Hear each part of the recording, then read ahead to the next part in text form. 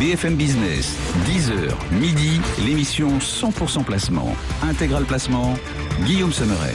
Plus que jamais dans le flux des marchés, on vous emmène au contact maintenant de nos traders pour vivre cette séance de l'intérieur, anticiper surtout les mouvements à venir dans les prochaines heures avec Jean-Louis Cussac et Giovanni Filippo. Bonjour messieurs. Bonjour à tous. Jean-Louis Cussac pour Perceval Finance, Giovanni Filippo pour Bourse Direct et donc un CAC 40 qui progresse encore et toujours. Est-ce que c'est encourageant là? Après 3 semaines d'affilée de hausse déjà, de voir les marchés continuer de progresser encore en ce début de semaine, Giovanni se rapprochait mine de rien des plus hauts de l'année. Là, on est presque à l'équilibre depuis le 1er janvier. C'est vrai, beaucoup de complaisance et de résilience, c'est le moins qu'on puisse dire. Alors est-ce que l'on peut continuer à monter? Oui, si on continue, je dirais, à oublier les sujets qui fâchent, si les revenus des ménages augmentent, si la consommation repart, si la croissance s'améliore, si les réformes structurelles aboutissent, si les banques centrales continuent de racheter de la dette, si les établissements bancaires poursuivent leur enfouissement de positions liquides logées au bilan, etc. Donc vous l'aurez bien compris.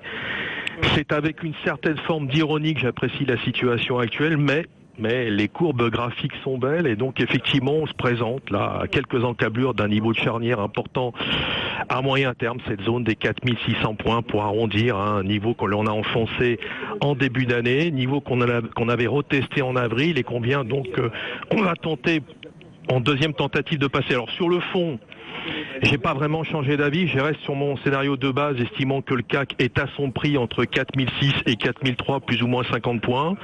Je changerai éventuellement d'avis pour peu que l'indice parisien s'installe solidement au-dessus de la moyenne mobile à 100 semaines, située actuellement à 4612, ou à l'inverse, sous la moyenne mobile à 200 semaines, placée à 4375. Alors structurellement, on a eu post-Mario Draghi sur le futur novembre, on a connu une évolution supérieure en débordant 4498, qui était une ligne de tendance de long terme, moyenne mobile à 20 mois, qui n'a plus été support en clôture mensuelle depuis janvier 2016. Donc il est donc crucial de l'assurer dans le temps afin de poursuivre plus avant. En termes de stratégie à court terme, je privilégie toujours l'arbitrage entre 4375 et 640, avec donc 4498 comme pivot. En intraday, on travaille un billet acheteur au-dessus de 515, 535 dans le but d'alléger, voire de solder les positions courtes entre 4006 et 4640, associé à un stop assez court si 4490 était nettement enfoncé en séance ou en clôture, voire dernier carat sous 4420 pour les plus acharnés. Alors c'est l'IFO qui soutient la tendance, les publications des entreprises aussi, par exemple Orange, on va y revenir dans un instant. Jean-Louis Cussac, tout ça porte le CAC, mais ça ne suffit pas à toucher, à atteindre les plus hauts annuels. On s'en rapproche à chaque fois, mais c'est lent, c'est vraiment pas à pas.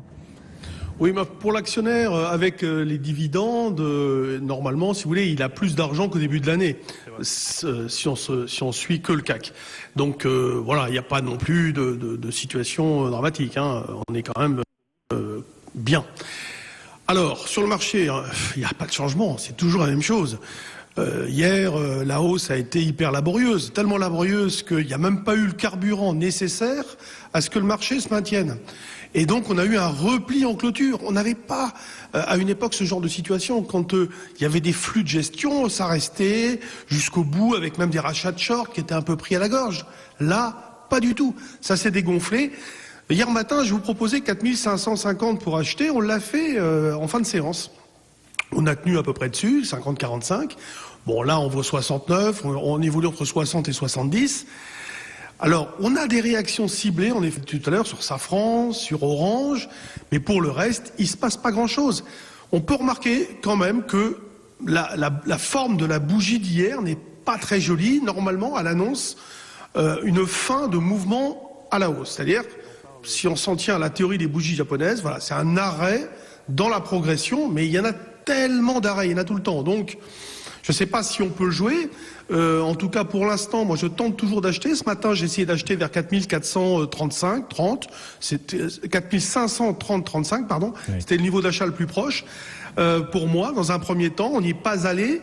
Si j'achète dans cette zone, le premier stop loss, on va dire, a l'air purement intraday, attention, c'est 4495. Sinon, la tendance de fond restant haussière, le niveau de retournement est beaucoup plus loin, vers les 4330. Mais donc, en pur intraday, on va toujours tenter d'acheter, de faire des écarts. Et puis en fin de séance, c'est important de bien être attentif à la situation. Le repli encore d'hier est caractéristique d'une situation où on manque de carburant. Et du côté des valeurs, alors, Giovanni Filippo, énormément de publications d'entreprises aujourd'hui. 6 poids lourds du CAC annoncent leurs résultats, leurs trimestriels, et on voit que c'est Orange qui est le plus salué, le titre en tête du CAC, plus 4,5%, 14,72 €. C'est le signal qu'on est sur une phase peut-être haussière durablement sur Orange, où l'essentiel des gains à engranger sont derrière nous et il est trop tard pour acheter cette valeur?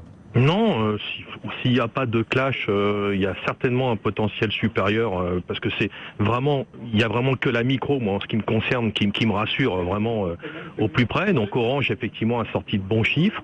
Pour être transparent, c'est d'ailleurs une valeur qu'on avait recommandée en profil investisseur le 10 octobre à 13,75 avec une cible à 15,23. Alors objectif modeste de l'ordre de 10 à 11% parce qu'on est toujours dans un environnement quand même assez indécis. Voilà, donc un potentiel haussier supérieur, des titres qui peuvent s'améliorer. Voilà, autre valeur que l'on a également choisie ces dernières semaines, c'est l'Ascor qui va publier son Q3 le 27 octobre. Voilà, recommandé le 27 septembre à 27,46 avec une cible à 32, potentiel de 15-16% par rapport au cours initial. Elle a une configuration qui est très positive. Pas mal de valeurs ont des configurations assez positives à moyen terme. Maintenant, il va falloir trouver le carburant nécessaire pour sauter cette zone d'inflexion, cette zone charnière de long terme qui a été cassée en début d'année, la zone des 4600 points. Et là, on pourra éventuellement réaliser un pullback vers la précédente oblique baissière. Et donc, effectivement, il y a du potentiel sur les valeurs et certainement beaucoup plus de satisfaction de ce côté-là jusqu'ici. Et donc, vos deux idées, Orange et Escor, ce matin, Orange en tête du CAC, plus 4,5, 14,72. Merci, messieurs. Giovanni Filippo, Bourse Direct, et Jean-Louis Cussac pour Perceval Finance. On vous souhaite une bonne séance. Un CAC 40 toujours en progression, plus 0,2, donc 4563 points. Et à 10h38, dans le reste de l'actualité du jour, l'offensive chinoise qui se poursuit dans le secteur du tourisme. Le chinois